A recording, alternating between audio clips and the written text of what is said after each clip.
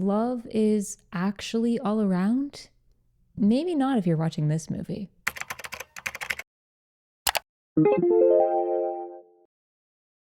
Love Actually is a famous and beloved Christmas rom-com that was released in 2003. It features many famous, recognizable British actors as well. I feel like Love Actually started this trend of movies with a whole ton of different plot lines and different characters that are loosely connected to each other. I mean, years after Love Actually, we would get movies like Valentine's Day and New Year's Eve, which seems to be copying the Love Actually format. Now, Love Actually was also written and directed by Richard Curtis, who famously wrote several other very beloved movies, including About Time, which I think is a great movie. But what I don't think is a great movie is Love Actually. So if you are a Love Actually fan and lover, which I feel like a lot of people are, a lot of people see Love Actually as this Christmas staple. They watch it every year. They love it so much. They think it's hilarious. They think it's heartwarming, and that's perfectly fine. But if you're one of those people, I fear you're not going to like this video, because I personally never really understood Love Actually. To me, there are so many infuriating storylines in Love Actually. With a movie that has so many different storylines going on, to me, there are very few storylines that are actually satisfying. And that is so sad for not only a Christmas movie, but a rom-com. There are characters in this movie that I really like, that I think deserve the whole world, that have some of the worst endings you've ever seen. But at the same time, they're insufferable, horrible characters that get good endings. And this movie overall is so infuriating. I pretty much hate this movie. I know this is a beloved movie to a lot of people. It's got great reviews and scores on all the different movie rating platforms. It won a bunch of awards when it came out. So I know I'm an outlier here. You don't have to tell me. I do know that my opinions do not align with the general population's opinions on this movie. So I also wanted to preface that. So today I thought it would be fun to explore and discuss the biggest crimes and atrocities that I feel like Love Actually commits. So if you're down for a little bit of Love Actually hate, buckle up. But if you're a Love Actually lover and you don't want to hear somebody speaking ill of one of your favorite Christmas movies, then I think it's okay for you to click off this video now.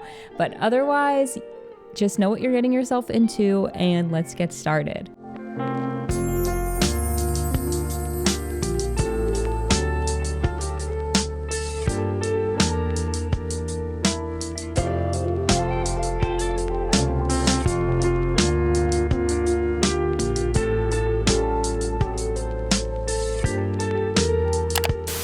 As I said earlier, Love Actually is a movie with many different loosely connected storylines all happening at the same time. So instead of going through the movie plot point by plot point, I am going to be organizing my thoughts as per each different storyline that happens in the movie. I think this might be a little bit more easy to follow for someone who has maybe never watched the movie before. So with that being said, let's start off with a storyline that I do not actually hate that much, which is Billy Mack and his manager Joe.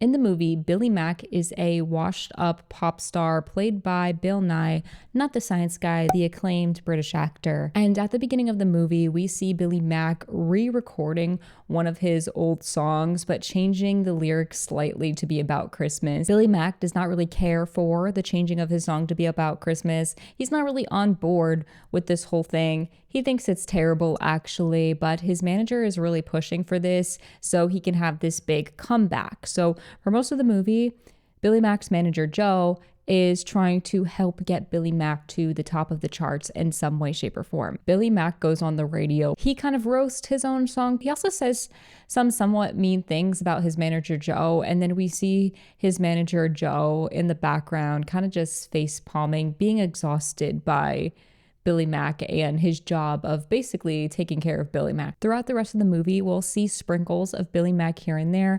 Billy Mack's general personality throughout all of these interviews and TV spots he's doing is chaos. Basically, he doesn't care.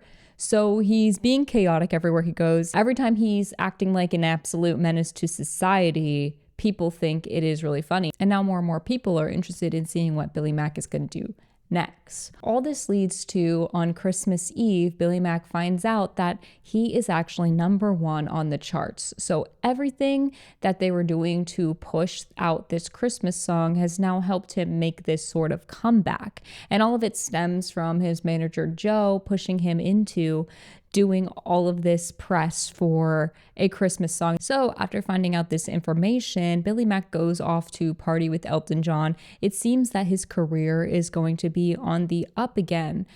But at the end of the movie, Billy Mack actually goes back to his manager Joe's house on Christmas to spend Christmas with his manager Joe. I think out of all the storylines in Love Actually, this is actually one of the best, as we get to see some growth from Billy Mack. Him realizing that he wants to be with the people he loves on Christmas, and he doesn't really have a lot of people in his corner, but his manager Joe has always been there for him, and it's actually Joe who he loves and who he wants to spend Christmas with. I think it's actually really sweet. I like seeing the character growth from the Billy Mack character, and there's not that many crimes committed in this storyline, so we're starting off on a good note, but we can only go down from here. Moving on to just Judy and John/Jack. This storyline, I don't care for at all. It's kind of a huge nothing burger. We barely see these two characters throughout the movie. We get some crumbs of them. And honestly, if they wanted to make this movie shorter, this would probably be the first plot line they cut, as there's not really much going on at all. But I had to mention them because they are a storyline. So at the beginning of the movie, we see that these two characters are actually stand-ins. And the joke is that they're stand-ins for adult films. And so throughout the movie, we just see they originally have small talk while they're at work. John introduces himself as John, but he says everybody calls him Jack, to which Just Judy says that her name is Just Judy. Then we get maybe a few other scenes in the movie of them having pointless small talk, but it's nothing of any substance or really anything going on with their plot line. John works up the courage to ask Judy out. She says yes. They go on a date. At the end of the date, Judy kisses John and she says, "All I want for Christmas is you." And that's pretty much the end of their plot line, except for at the end of the movie when everybody's at the airport again, we see that they got engaged, but it's only 1 month later. So they also ended up getting engaged after 1 month, which is a little bit unbelievable, but we really know nothing about these two characters. There's no conflict, there's no drama, there's really nothing going on.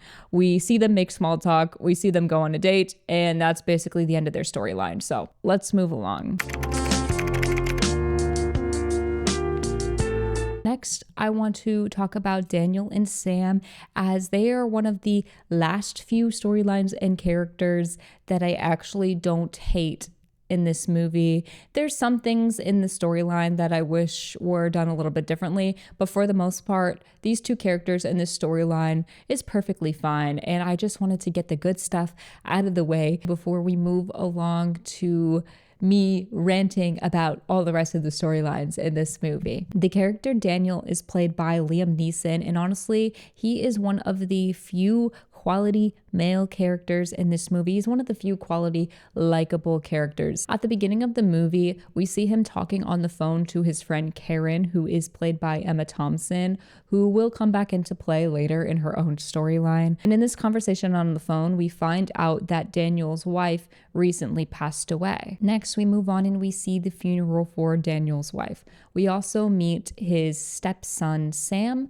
played by a very young Thomas Brody Sangster of Phineas and Ferb fame and The Maze Runner fame. But in this movie, he is extremely young. He was actually 13 at the time of filming this movie, which interestingly enough, he was the closest in age to Keira Knightley, who is playing an adult in this movie. But in fact, she was only 17 years old at the time that she filmed this movie, which to me is kind of strange why they had this child playing a full-grown adult, and also the closest person in age to her is the other child, Thomas Brodie Sangster. But in this movie, Keira Knightley is actually a child, and let's keep that in mind for later, but it's actually so crazy. So Sam is the son of the woman who just died. That makes Daniel his stepfather. Daniel is the one who is now taking care of Sam. They have a really sweet relationship. Daniel is trying to step into the role as now he is the only parental figure in Sam's life. In a later scene, Daniel is once again talking to his friend Karen, and he is worried about Sam because Sam seems depressed. Of course, Daniel thinks that Sam is depressed because his mom died, which would be a valid deduction. When Daniel tries to talk to Sam, we actually find out that he has been moody and depressed this whole time, not because of his mom, but because he is in love with a girl at school. Daniel replies with a very Phineas and Ferb-like line. This feels like a Phineas and Ferb reference before Phineas and Ferb came out. Remember, Thomas Brodie Sangster is the voice of Ferb. Aren't you a bit young to be in love? No. Say, aren't you dudes a little young to be riding this kind of surf? Yes. It turns out that the girl that Sam has a crush on is going back to America, where she's from, and Sam is upset about this. There's a really cute scene where Daniel helps Sam wallow while they both sadly watch the Titanic together, and then they recreate the iconic Titanic scene. It's very sweet. While watching a Billy Mack music video on TV, Sam decides that he wants to be a musician because girls love musicians. Even the really weird ones get girlfriends. So little Sam decides that he is going to play in the band for Joanna's performance at the school's Christmas concert. So we then get some more cute scenes of Sam annoyingly having to practice the drums for the first time. At the Christmas concert, we see Joanna singing All I Want for Christmas Is You, and she turns around and points directly at Sam. We see baby Sam get excited about this, but then as she continues to turn around, she starts saying, and you, and pointing at other random people, to which Sam then gets discouraged. After this performance, Daniel talks to the disheartened Sam and encourages him to tell Joanna how he really feels. And after this pep talk, we hear Sam refer to Daniel as dad for the very first time in this movie, which is very sweet. Then immediately after, Daniel has a moment with one of the other single moms at the Christmas concert, which I think is just a little bit weird since the movie tells us that Daniel's wife just died 5 weeks ago. So why he would be looking at anybody in a romantic way like that 5 weeks after his wife died seems a little soon to me, but maybe the movie just wanted us to see that Daniel was going to eventually be okay. So we don't think Daniel's going to be depressed for the rest of his life. We got to give this sweet man something good, but at the same time, it's a little hard for me to believe that Daniel would be even thinking about dating or liking another woman 5 weeks after his wife died, when the whole movie we see that he is depressed about it. But we'll just scoot past that. I'll give them a pass, but it did give me a little bit of pause. Then, in cliche rom-com style format, Daniel drives Sam to the airport on Christmas Eve so he can chase Joanna down and tell her his feelings for her. When they get to the airport, Daniel then encourages Sam to run past airport security through the airport in order to get to Joanna. In one of the most unrealistic scenes, we see this little boy running through the airport like this wouldn't be one of the biggest national security concerns. And he's sprinting through the airport, but none of the airport security chasing him can grab him. With all this going on, Sam does get to Joanna before she boards the plane to tell her his feelings. And then the airport security, they just stop and let this little boy talk to this little girl like this little boy didn't just commit a crime. And I know he's a little boy, but there's no way that this would ever happen in real life. And then they would just stop and let this little boy have his moment, but they do. And then they just simply deliver Sam back to awaiting Daniel with no consequences. It's so unrealistic. I know it's a little boy, so maybe the movie's like, well, a little boy wouldn't get in trouble doing this, but I think I think not. Realistically, they would have at least taken Daniel to a holding area to question him, thinking that maybe he's an accomplice or forcing his kid to do some crazy crime at the airport. It makes no sense. And then we see that Joanna runs off from boarding the plane real quick to give Sam a kiss on the cheek before she goes. Overall, I like the Sam and Daniel storyline. I think their relationship is very sweet, and I liked seeing that in this movie. It's one of the better storylines in this movie, minus the unrealistic running through the airport scene and minus that little moment that Daniel has with another mom at the Christmas concert. Because we'll see at the end of the movie, Daniel is hanging out with that mom from earlier. So they are kind of together in some way, or the movie wants us to think they're together. It's fine. I do want Daniel to be happy. I do. I just think that realistically, that wouldn't happen for someone whose wife just died 5 weeks ago. But we will move on because we're about to start going downhill from here. Unfortunately, now I have to talk about Colin. I hate this storyline and I hate this character. Colin is one of the most annoying, insufferable characters in this movie. I think he was written and it was thought that he was going to be funny, but to me, he's not funny at all. Every time I see him on screen, I want to fast forward. He's just like an infuriating character because he is so insufferable.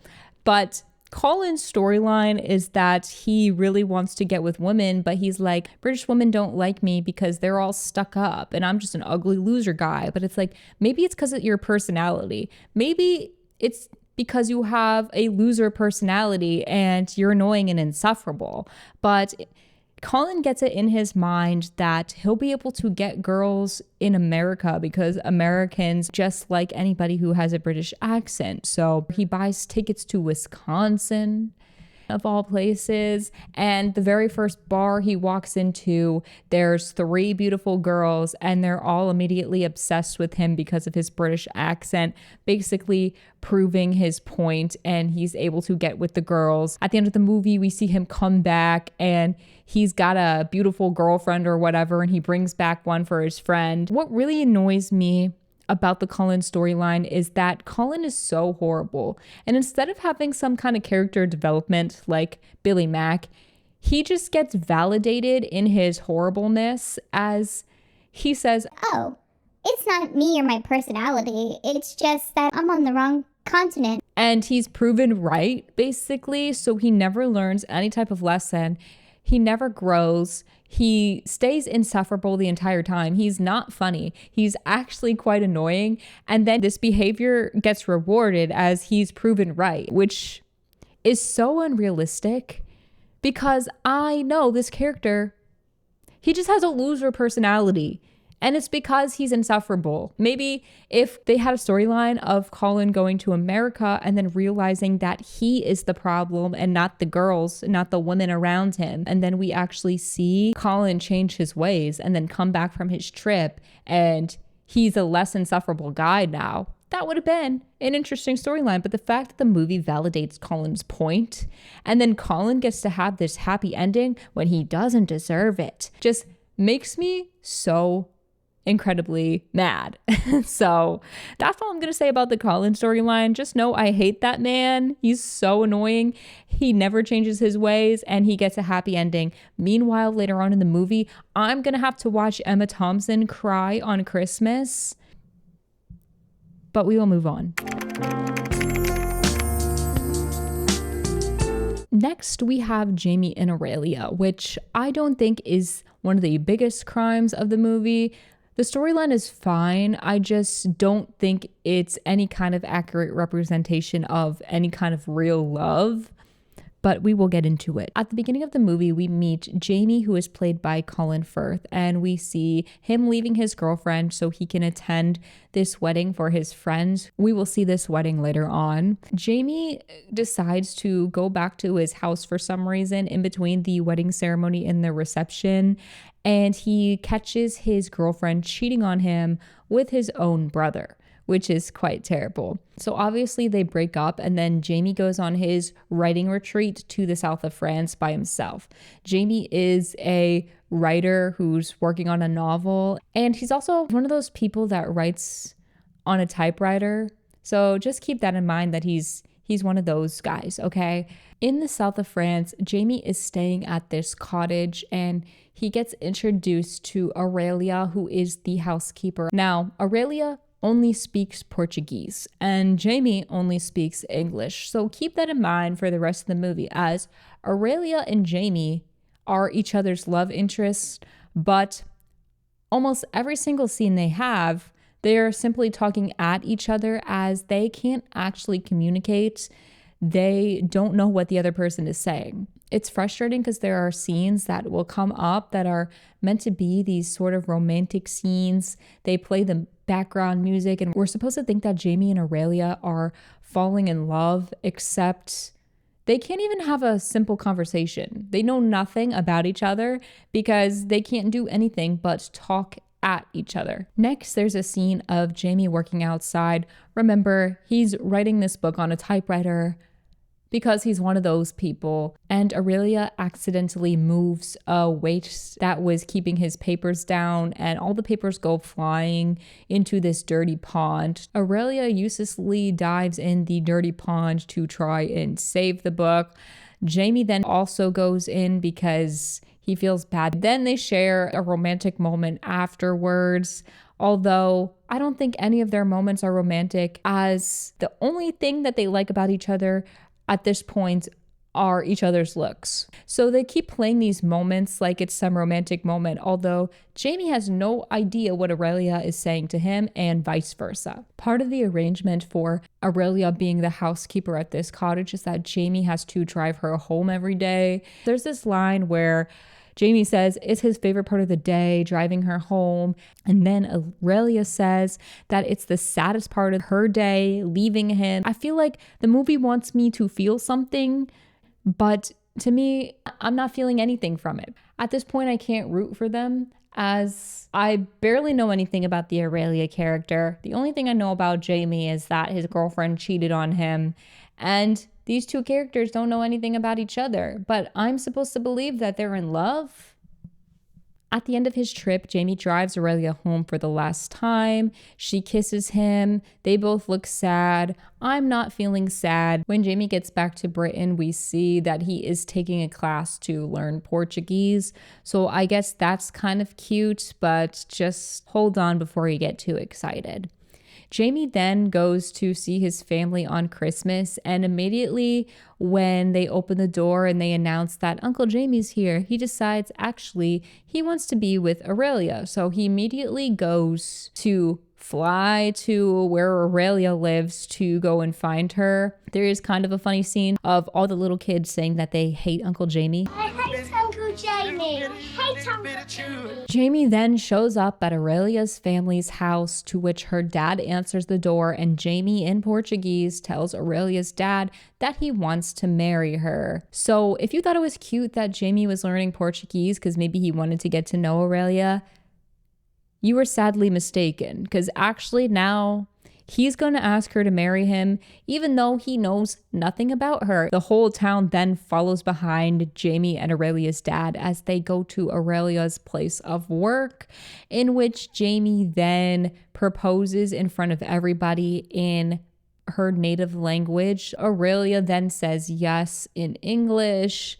It's supposed to be romantic. I'm supposed to be rooting for them, but I honestly don't care about them because I know next to nothing about them and they know next to nothing about each other. I think what would be cuter would have been Jamie showing up at Aurelia's place and letting her know that, you know, he learned Portuguese for her, she learned English for him, and then we actually get to see them having a real conversation or something and thinking that, oh, they're going to get in a relationship or something. But getting married to someone that you don't even know is crazy. It's not the most atrocious crime against humanity in this movie, but I do see it as one of this movie's crimes. Now I have to talk about David, the Prime Minister, and Natalie. And as we are moving along in this video, we are starting to get into some of the storylines that I absolutely hate with a passion.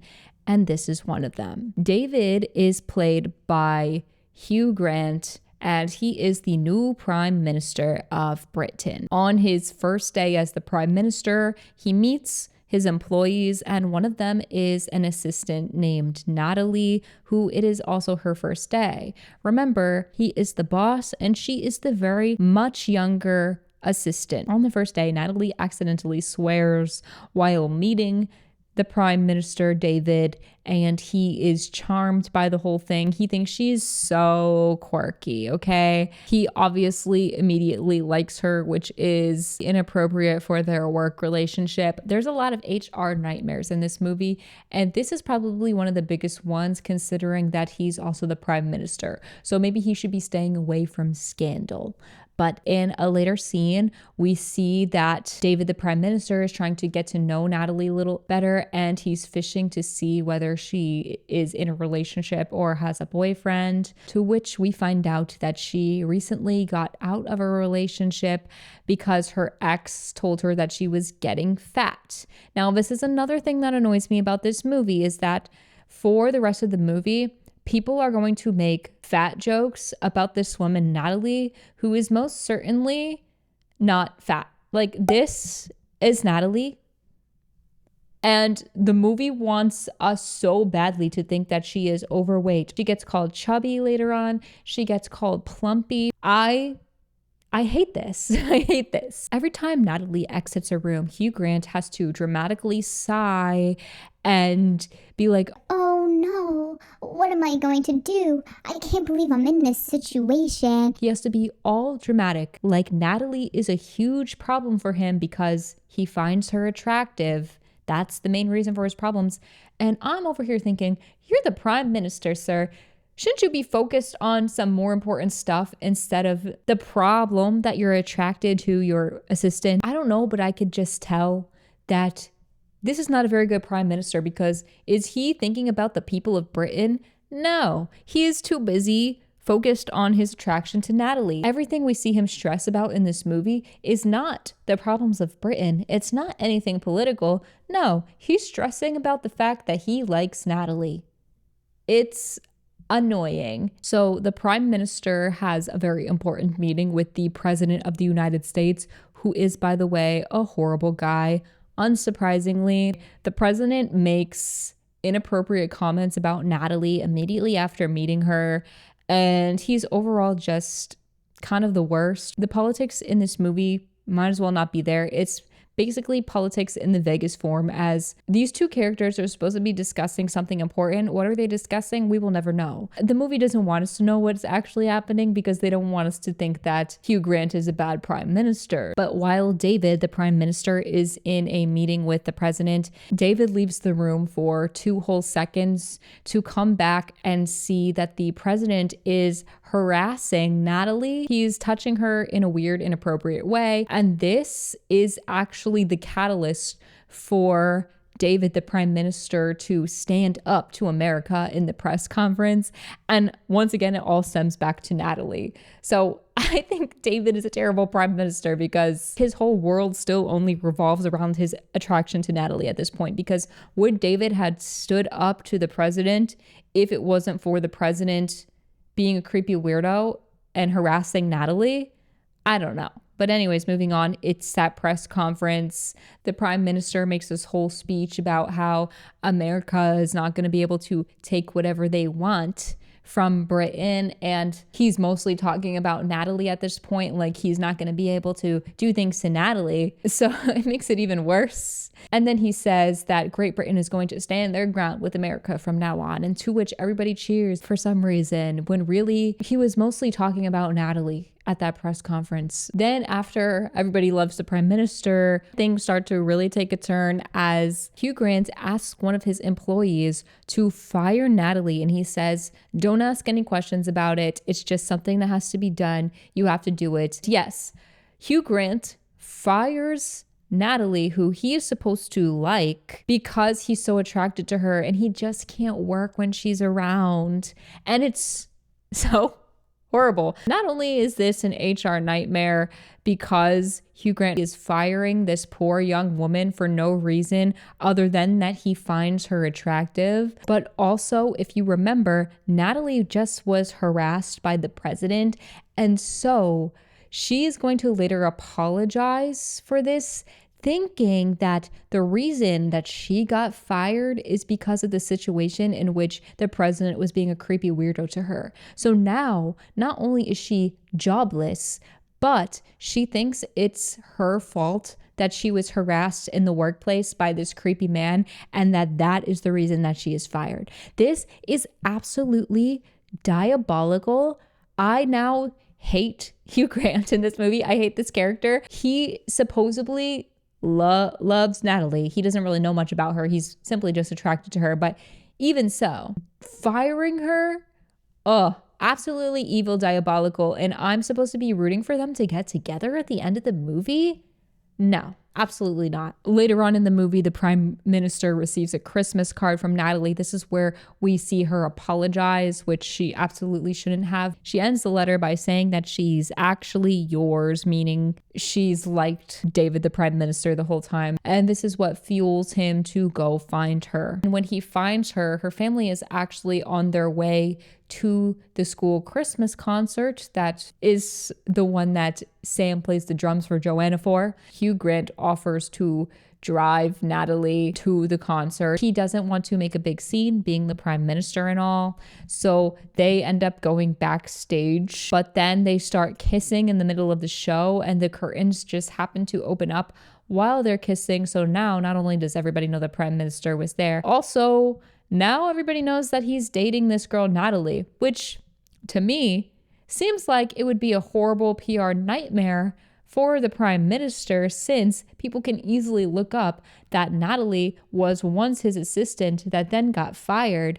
And if that's not one of the biggest scandals that's going to happen in the news, I don't know what. But the movie glosses over it. Apparently it's all okay, because we will see at the end of the movie that Natalie and the prime minister are together. So I guess it wasn't really that big of a deal or big of a scandal. But to me, first of all, the power imbalance, because Hugh Grant's character is much older. Also, he's her boss. Also, he's the prime minister. Also, he fired her.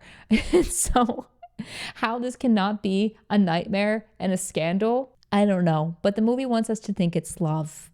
So absolutely diabolical storyline though. Absolutely, especially because this is not the only storyline in this movie where we're going to have a inappropriate boss and much younger assistant workplace relationship dynamic. So with that in mind, let's get on into Harry, Karen, and Mia. I hate this storyline with the passion of 1,000 suns, and let me explain why. The character Harry is played by Alan Rickman of Professor Snape fame, and Karen is played by the beloved Emma Thompson. Also, on a side note, Karen is the sister of the prime minister. Now, Harry and Karen are married with 2 children. Harry is also the boss at this company, but he is one of the most inappropriate bosses you've ever seen, because he not only meddles into another character's relationship, which I'll have to talk about later, but he spends much of the beginning of the movie inappropriately flirting with the secretary Mia at his workplace, which is another major HR violation, power imbalance of this much older man and this much younger woman who is the employee of the boss. At the office work Christmas party, Harry dances with the secretary Mia, to which Karen notices. Although it shouldn't be too hard to clock, because they're always out in the middle of the workplace completely flirting with each other. Now Karen is not there for this, but the other employees should for sure know. After the party, Karen mentions to Harry that Mia is really pretty, to which he pretends like he never realizes. And then Karen, knowing that Harry obviously does know, basically warns him to be careful there. The next day, Harry is leaving the office to go Christmas shopping, and Mia, basically flirting with him, asks him if he's going to get her anything. She says that she would like something pretty. And then later on, we see that Harry is shopping with his wife, Karen, mind you, and he sneaks away to a jewelry store to buy Mia an expensive necklace. The salesman at the jewelry store is Mr. Bean for some reason. Karen catches Harry looking around in the jewelry store, and she makes a little joke telling him not to worry, that her expectations are low and have been low since he basically just gets her a scarf every year. Later on, when Karen is putting away Harry's coat, she finds the expensive necklace, and later we'll see Karen arranging the presents under the tree, to which she'll find a present in the exact same shape as the jewelry box of this necklace, and she gets all excited again, thinking that Harry actually cares about her. Then, in one of the most depressing scenes in this entire movie, we see Karen excitedly opening this gift on Christmas, just to discover that all Harry got her was a Joni Mitchell CD. It is so sad. Then we see one of the worst scenes of the movie of Karen crying alone on Christmas in her bedroom, to which then she has to suck up her tears because she has to put on a smiling face for her 2 kids. This is one of the biggest crimes against humanity in this movie, because Emma Thompson's character is so nice. She's a supportive friend to Daniel. She just seems like an overall nice woman. And the way that Harry treats her in this movie is diabolical. The fact that she got her hopes up, thinking that her husband finally cared about her and got her a good gift. And then we have to see this heartbreaking scene of Emma Thompson crying on Christmas and then having to put on a fake smile for her kids. It's so mean. I hate this movie because Emma Thompson deserved a satisfying ending to her storyline, but we don't see that in this movie.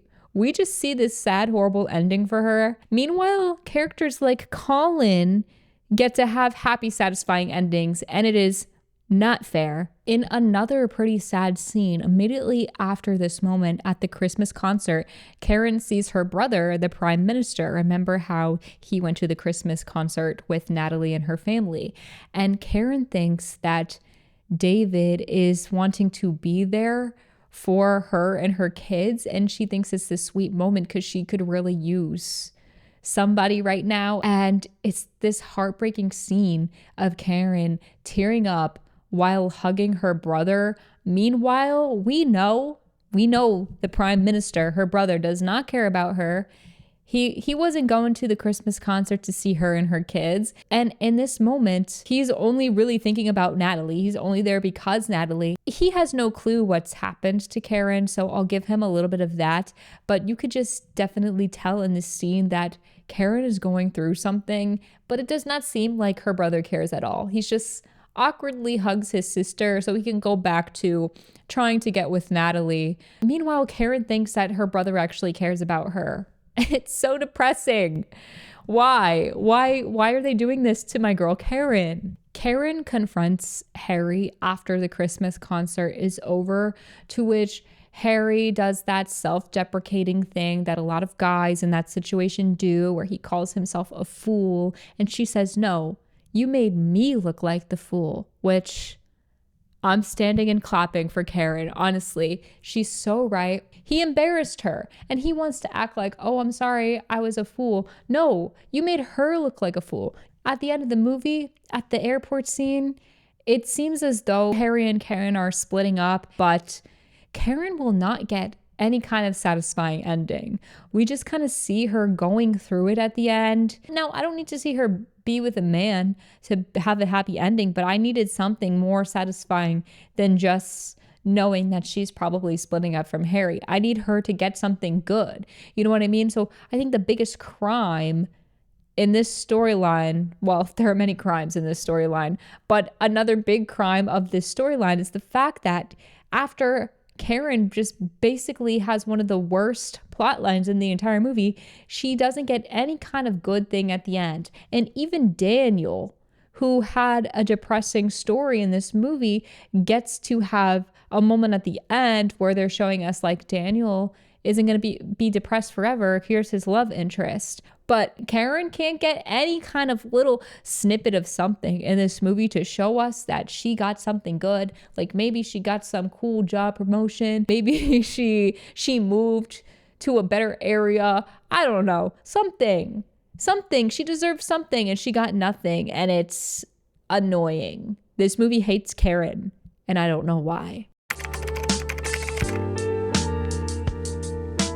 Moving on to Sarah and Karl. Sarah is a character who is another employee at Harry's company, and Karl also works there. At the beginning of the movie, Harry inappropriately meddles into Sarah and Karl's weird relationship as he calls Sarah into his office to ask her how long she's been in love with Karl and to tell her she better make a move for everyone's sake because everybody can tell that she has a huge crush on Karl. You're supposed to be the boss. Why are you meddling in your employees' love lives? The amount of HR violations this man commits is astronomical. Also, Sarah says that she's been in love with Karl, even though we know that her and Karl only have a strictly co-workers relationship. At this point in the movie, we see that she barely ever talks to Karl and she kind of avoids him because she likes him. So she knows really nothing about Karl outside of working with him. So being in love is crazy, but that's how this movie treats love. We also see at the beginning of this movie that Sarah keeps getting calls from a mysterious person to which she answers every single time. At the office Christmas party, Sarah and Karl are both there and Karl asks Sarah to dance. They have a cute little moment. It seems like Karl actually likes Sarah back. Karl drives Sarah back to her place. It looks like he's gonna stay the night. They have a moment and it looks like, hey, maybe Sarah and Karl are going to get together, to which the movie interrupts with Sarah getting more phone calls from this mysterious person. And then when she hangs up, she explains to Karl that it's her brother. Her brother is mentally ill and is staying at a facility that takes care of him, but Sarah very much feels like a caretaker who always has to be there for her brother because their parents are gone, and she is the only person that her brother has left. It's kind of a very sad storyline, but basically, even though it looked like Sarah and Karl were about to get together, Sarah's brother calls a second time and asks her to come see him, to which she drops everything to go see him. And that's basically the end of the Sarah and Karl relationship, as they will never actually get together, even though they both like each other. Then we see Sarah going to see her brother. I guess Karl just completely gave up on Sarah because she has a complicated life as a caretaker for her mentally ill brother. Sarah is another character that gets a very depressing ending. We see later on in another scene that Sarah and Karl are both working late, and as he's leaving the office, he basically says goodnight and Merry Christmas to her, which Sarah ends up crying once Karl leaves. And we are supposed to take from this that the movie is saying Sarah can never have any type of personal life because she is always putting her brother first, and it's so depressing. If this was truly love, actually, we would get to see a character, maybe it doesn't have to be Karl, but somebody be understanding of Sarah's situation and the love that she has for her brother in order to be willing to be patient with what Sarah has to go through in order to be in a relationship with her. But Karl does not even try. So the movie is making it like Sarah's personal life is too much for other people to deal with. The movie portrays this as because she's always putting others above herself, she'll never be able to put herself first. And I just hate the sentiment that the movie is saying, because yes, she has a nice little Christmas with her brother. She visits her brother on Christmas and it's very sweet, but the movie tells us that she'll never be able to have any kind of personal life because of the situation with her brother, and that she's always going to be lonely and sad. And I hate that. I hate that because any movie that wants to say that they are about love, they could have made a character like Karl be patient and understanding and supportive, instead of completely just saying that nobody's ever going to want to be with her because she has to invest a lot of her time into taking care of her brother. It's truly annoying because the movie actually ends on her storyline in a very depressing way and a very depressing sentiment. But then Colin gets a satisfying storyline. Absolutely diabolical.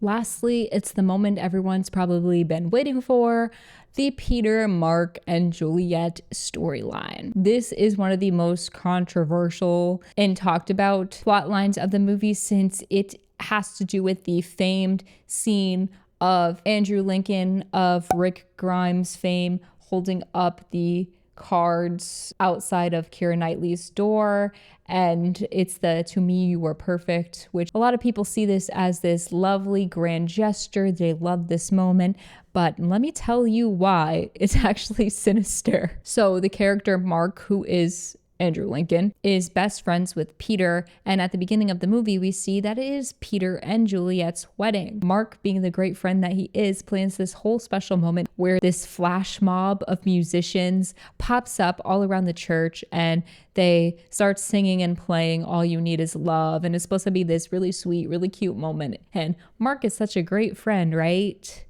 Wrong. Throughout this wedding and reception, Mark is gazing lovingly at Juliet the entire time, which is crazy since that is his best friend's wife. Now, I also have to note that the movie will tell us that he is in love with Juliet, but once again, a character is in love to somebody that they never talk to. So are they really in love, or does Mark just think that Juliet is pretty? Because we find out later that Mark never talks to Juliet. He actually ignores her and avoids her because he has a crush on her, and he feels guilty about it, at least. But in doing so, Juliet thinks that Mark hates her because he is low-key kind of mean to her in the way that he always brushes her off or ignores her or avoids her. Juliet is thinking that her husband's best friend hates her guts. So at a later date after the wedding, Juliet ends up showing up at Mark's place because the company that she got to take pictures and film her wedding didn't get good enough video for her. And weirdly, Mark was filming the entire wedding on his personal camera, which is weird because you would think if Mark was filming the whole time, why wasn't he the wedding videographer, and why was he filming the whole time? But Juliet shows up at Mark's place hoping that he actually got some good footage of her. Mark tries to pretend like he doesn't have the footage, but Juliet finds it sitting on his shelf. She puts it in the tape player, and we see that Mark basically made a creepy stalker highlight reel of only Juliet at the wedding. That's right. Mark was videotaping the wedding the whole time, but it turns out he was only videotaping Juliet. And then he cut all these clips together in what looks like a dead wife montage. If you know what I mean, if you ever watched a movie where there's a dead wife and every time they show flashbacks of her, it's like always a montage of her running around and smiling, and sometimes it's in slow motion and it's like, look how effervescent and sweet she is. That is what this video that Mark made of only Juliet at her wedding is giving. And Juliet is rightfully surprised, but I don't think she's surprised in the right ways, because she's shocked to find the footage is only of her because she thought Mark hated her. But in this moment, any real person would be terrified, because this is like one of the first moments that we see creepy stalker tendencies from Mark. Why is Mark creepily only taping Juliet and then making a highlight reel dead wife montage that's only for him to watch? It's insane The fact that Juliet is not terrified by this is so unrealistic. Juliet calls Mark out because he never talks to her, and she says that. She says, "You never talk to me." She thinks he hates her. Mark says it's self-preservation, letting us know that obviously Mark likes Juliet. How does he like her when he knows nothing about her because he never talks to her? I don't know, but he's attracted to her at least, and that is why he always avoids her. The movie really wants me to be on Mark's side, but I just cannot be on Mark's side, as I think Mark is creepy. I really do. Now, do I think it would be an interesting plotline to see unrequited love, see how he's guilty about it, see how that makes him feel?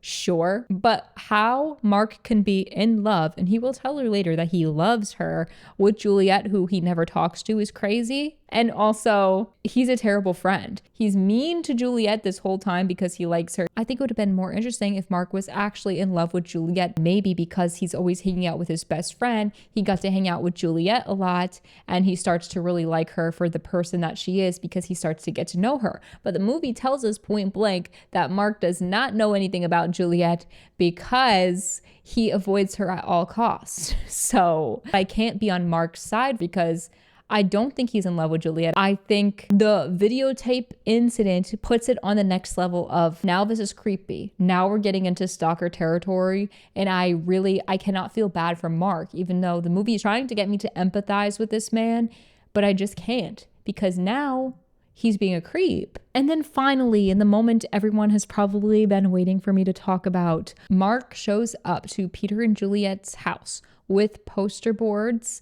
It is that famous scene. If you've never seen Love Actually, you've probably seen this scene referenced in other things, so you probably know the scene. When Juliet answers the door, it says, "Say it's Carol Singers," so Peter doesn't get suspicious that his best friend is professing his love to his wife right under his nose. He basically tells Juliet that he loves her, and he says that, "To me, you are perfect." And everybody sees this as a cute scene. I do not think it's cute at all. I think it is very shady of Mark to be doing this to his best friend's wife behind his best friend's back. Mark supporters say that in this moment, Mark is not looking to try and steal Juliet out from under Peter's nose or anything, or to get any kind of validation from Juliet, but he's just trying to get this off his chest so he can be done with it. However, I think the movie does this so horribly that I just can't be on his side. If Mark really wanted to be done with Juliet, if he wanted to say his piece and then try to move on, he could have told her in a real private conversation, said his piece and moved on. But it's the fact that he planned this big romantic gesture to do this. Also, I think it's kind of evil to tell your best friend's wife that you love her. Sometimes maybe we should just keep some things to ourselves. That's just my opinion, okay?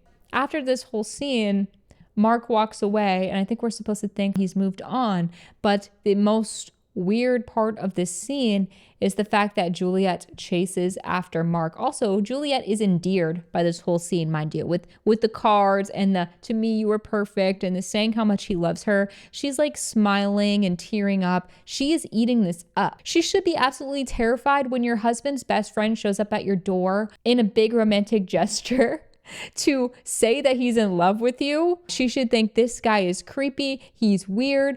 What is wrong with this man? I need to tell Peter right away because he doesn't even know that his friend is like this. But instead, she is charmed by the whole situation. It doesn't make any sense.